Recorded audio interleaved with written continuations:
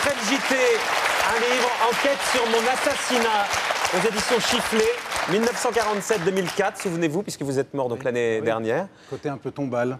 C'est ça, une pierre tombale, où vous racontez... J'ai mis mon beau costume, parce que dans un cercueil, on est habillé avec son plus beau costume, normalement.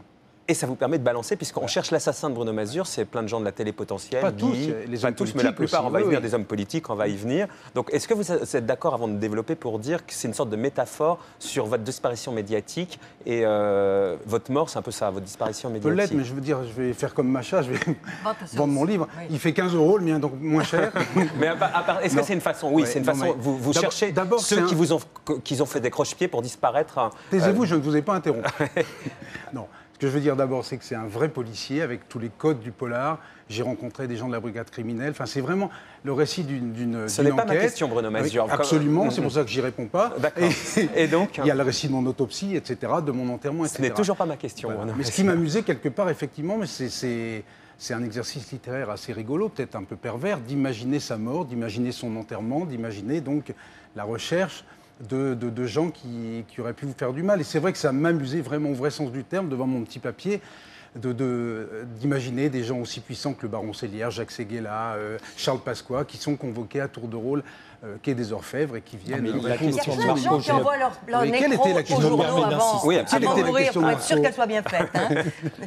Je me permets d'insister, parce que là, la question de Marco, c'était est-ce que c'est une métaphore sur votre disparition médiatique? Ça peut l'être un peu, ça peut l'être un peu. Et vous cherchez les coupables, d'une certaine manière. Alors, est-ce que vous ne diriez pas, avant qu'on développe, que le principal coupable... On le voit partout, qu'est-ce que vous dites, disparition? Il est dans toutes les émissions, moi je le vois partout. Oui, mais je suis mort, il est mort, enfin, il n'a plus de boulot, je suis un mort grosso vivant, modo. Ouais. Enfin, si, il travaille sur la chaîne parlementaire, mais il n'est plus aux manettes. Est-ce que le principal artisan de votre mort, c'est pas vous, Bruno Mazur? Les gens qu'on a interviewés pour préparer cette émission, la plupart ne voulaient pas être dans le sujet, disent Bruno Mazur, il est bien sympa, il donne des leçons à tout le monde, ce que vous faites dans le livre, mais il ferait mieux de se donner des leçons à lui-même. C'était voilà, si jamais il n'existe plus aujourd'hui, c'est que voilà, c'était pas un énorme bosseur, un mauvais intervieweur. Enfin, c'est ce que disent tous vos petits camarades, quoi. Les petits camarades disent ça, mais les gens disent l'inverse. Enfin, moi, je suis. Oui, mais ça, vous savez bien que c'est pas forcément le public qui détient la vérité. Dans la télévision, c'est même le public. Je vous jure, Président, sur tout ce que j'ai de plus cher, qu'il ne se passe pas de journée sans que les gens me disent mais qu'est-ce que vous foutez, quand est-ce que vous venez à la télé? Pour tout le monde, donc, Daniel Gilbert, pareil, Bruno Mazur. Oui, mais moi je préfère que les gens me disent ça. Et bon, s'il y a des aigreurs parmi les responsables de la télé, je m'en fous et m'en Mais vous ne dites pas que vous avez une part pas de responsabilité, mais qu'en même temps, voilà, si vous avez disparu du petit écran, c'est que c'est... D'ailleurs, en même temps, vous ne faites pas de cadeau, quoi. Vous dites vous-même, ras-le-bol, c'est votre ange gardien qui dit ça, ras-le-bol de ses coups de gueule permanents, de ses délires parano, de son incapacité au bonheur, de son égoïsme et de ses lâchetés, de son génie de se brouiller avec tout le monde. Ça, c'est mon ange gardien qui dit ça. Et je voudrais dire, c'est vrai, il y a beaucoup d'autodérision. Je meurs le jour de la Saint-Narcisse, je suis étouffé par mes poèmes, etc. Et dès la page 14, le substitut me traite de has-been. Donc, franchement, bon, il n'y a pas de... C'est pas une auto-célébration. Mais quelle était la question? La question, c'est grosso modo, si aujourd'hui vous n'êtes plus à la télé, le principal responsable, c'est vous, parce que voilà, vous êtes tué tout seul, quoi. C'est la question d'honneur de leçon qui revient régulièrement à chaque fois qu'on se voit. Ça m'agace un petit peu parce que pour moi, c'est pas ça. C'est mettre le doigt là où ça fait mal, c'est dénoncer le cynisme ambiant. Et c'est vrai que moi, ça m'a frappé, pour prendre une comparaison sportive, Christophe Basson, qui a été le coureur qui a dénoncé le dopage au sein du Tour de France, il en a pris plein la gueule et il a été viré du peloton Manu Militari, compris par Lance Armstrong, ou Jacques Glassman, le footballeur qui a été victime du match au NBA, il est le seul à avoir... Vous êtes une victime aujourd'hui. Il a été viré. Donc, ce que je veux dire, c'est que vous avez dénoncé alors exactement? Ben, par exemple, on m'a beaucoup reproché au moment de l'affaire Pujadas, j'ai fait un papier dans Libération pour dire que pour moi, au-delà du cas Pujadas, pour moi, c'était exactement le type même de la dérive de l'information spectacle qui fait que tout le monde court vers le scoop et qu'on court tellement, on pilote tellement vite sur une route verglaçée qu'on... Je comprends bien, sauf que Bruno Mazur, par exemple, vous avez souvent balancé, par exemple, sur TF1. Je ne voulais pas donner de leçons à Pujadas, je voulais dire des choses. J'ai bien compris, mais vous avez souvent balancé sur TF1, notamment dans votre livre, vous le faites, mais à l'époque, etc. Plus qu'ailleurs. C'est surtout des gens de TF1 qui sont ciblés, enfin beaucoup en tout cas. Moi, ce qui m'a fait marrer, c'est quand vous avez été viré de France 2, alors que vous avez balancé sur TF1, dit les pires horreurs, où est-ce qu'on vous a retrouvé? Sur TF1, oui. Pardon, le premier... Donc, c'est un univers schizophrénique, quoi. Mais il n'y a pas de problème. Un univers schizophrénique. Non, vous êtes schizophrène en même temps. Vous dénoncez un truc et vous précipitez pour aller... Non, parce que je le raconte aussi, ça m'a marqué. Parce que quand le lait m'a... Donc le patron de TF1. Quand j'ai démissionné, Le lait voulait me garder, j'étais très fier. Il m'a dit, vous êtes une part constituante du capital. Donc ça, c'est avant que vous n'alliez à Antenne 2. Il faut résumer. Quand vous étiez sur TF1 à l'époque, avec PPDA, et il y a eu la privatisation en 87, et Patrick Lelay, vous aviez dénoncé... Donc moi, j'ai démissionné parce que je me sentais plus bien, et donc j'ai vu Patrick Lelay, et je vous jure, il m'a pratiquement foutu dehors de son bureau avec un coup de pied au cul. C'était à peu près ça. Donc ça se passait pas bien. Et 3 mois après, je le croise, et ça, je vous jure que c'est vrai. Je vous crois. C'était devant témoin, je le croise dans un pince-fesses, machin. Il vient vers moi, je dis, il va me foutre son poing dans la gueule. Et il me dit, cher Bruno, on a fait une connerie en vous laissant partir, vous revenez quand vous voulez. C'est pour ça que je dis que c'est un univers schizophrénique. Parce que, oui, mais là, vous dénoncez la schizophrénie de Patrick Lelay. C'est la vôtre. Moi, est-ce qu'à un moment donné, c'est bien de vouloir dénoncer. Il était bourré, c'était un cocktail. Non, mais moi, ce qui m'intéresse, c'est vous, Bruno Mazur, ce soir. Et en même temps, très bien, vous dénoncez ce qu'est la maison TF1. Pourquoi pas? Mais en même temps, il ne faut pas y retourner pour aller prendre un chèque là-bas. C'est ça, moi, qui me pose un problème. J'ai démissionné sans toucher un centime. Mais vous y êtes retourné avec un chèque. Sur une autre émission. Vous convenez que c'est un peu paradoxal. Mais j'y suis revenu parce qu'ils m'ont appelé. J'aurais très bien compris qu'ils me disent... Non, mais ce que je veux dire, Bruno, c'est qu'à un moment donné, si c'était aussi insupportable pour vous et si cette maison symbolisait le diable, eh ben, c'est pas parce qu'ils vous ont rappelé qu'il fallait y retourner. C'est là où vous êtes paradoxal. À un moment donné, si c'est insupportable, il ne faut pas y retourner.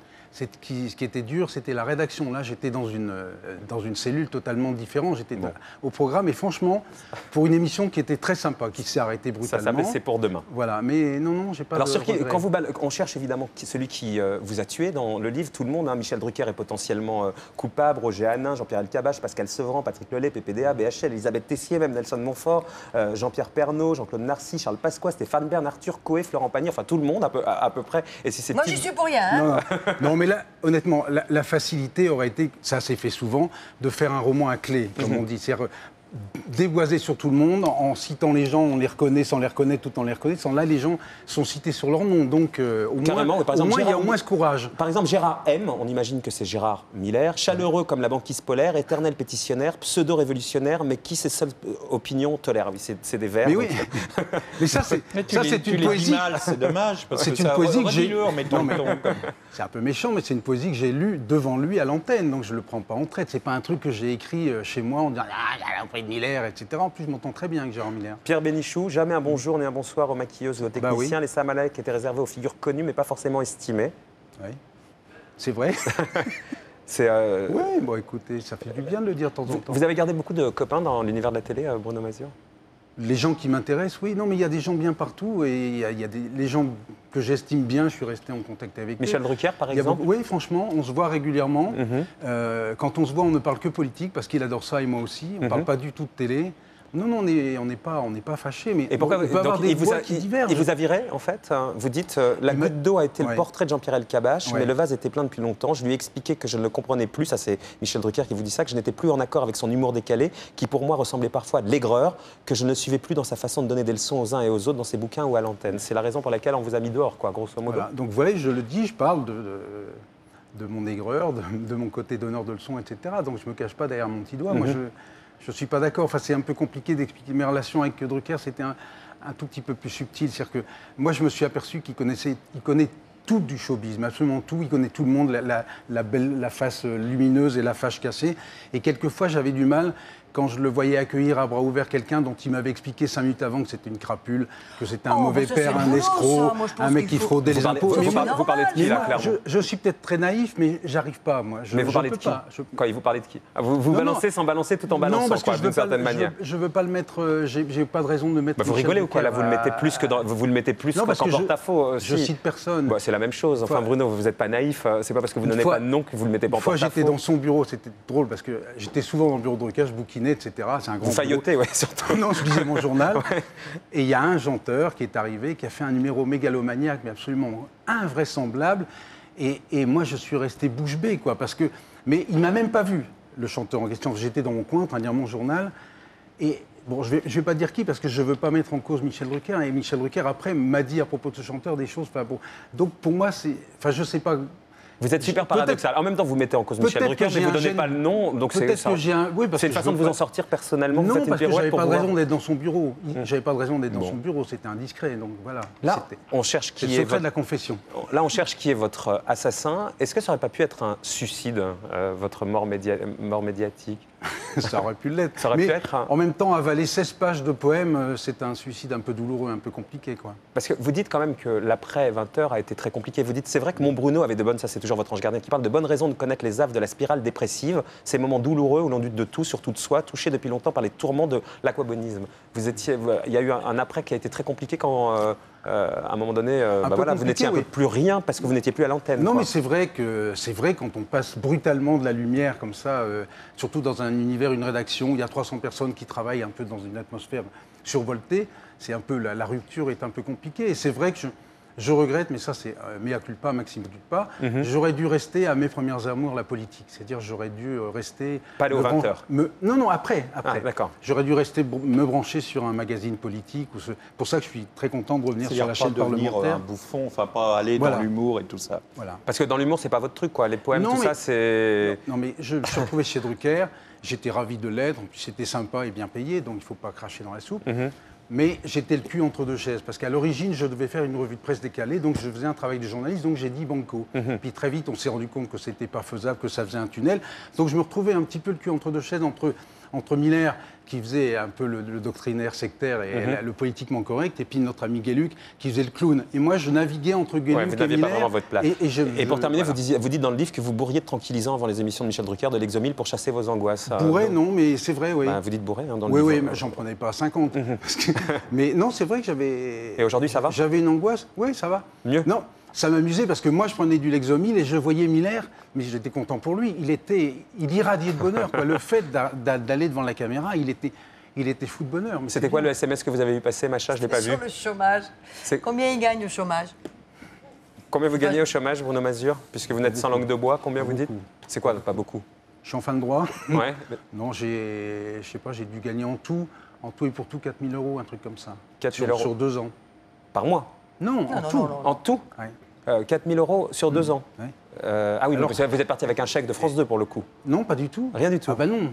Ah oui, si, France 2, oui. Ouais, on est d'accord. Si, j'ai été licencié, oui. Non, donc un beau chèque. Vous faites toujours pas de ménage? Non.